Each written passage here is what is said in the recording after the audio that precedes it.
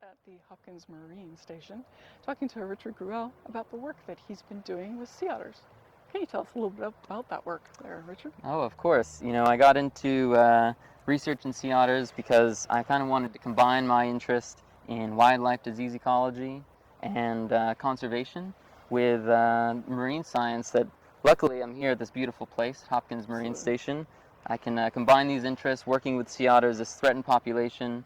It's kind of the archetype of how we can combine science and conservation to really help protect vulnerable species.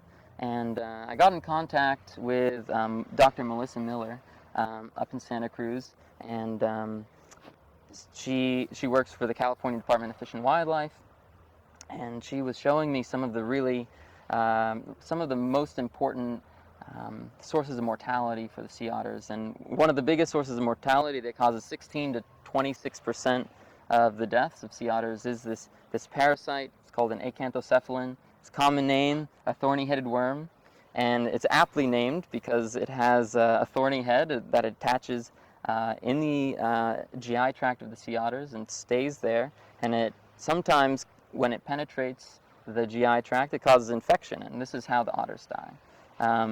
And what I'm interested in doing is helping us understand both if those parasites are in the sea otters and if we can quantify how intense the infection is in the sea otters. And if we're able to do that through an assay that I'm currently developing that you guys have funded, very thankful for that, we're able to help veterinarians and the Monterey Bay Aquarium understand whether the otters that are in rehabilitation have this infection, and it's a much less invasive way of telling if this very common parasite is in these sea otters and whether they need to treat or not. And so, how did you get started with sea otters?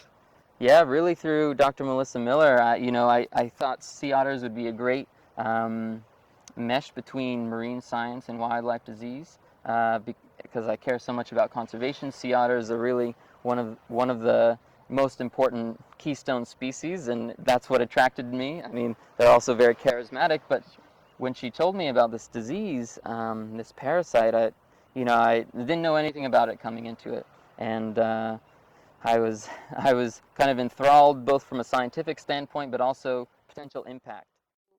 So the worms we were talking about, so they're thorny-headed worms?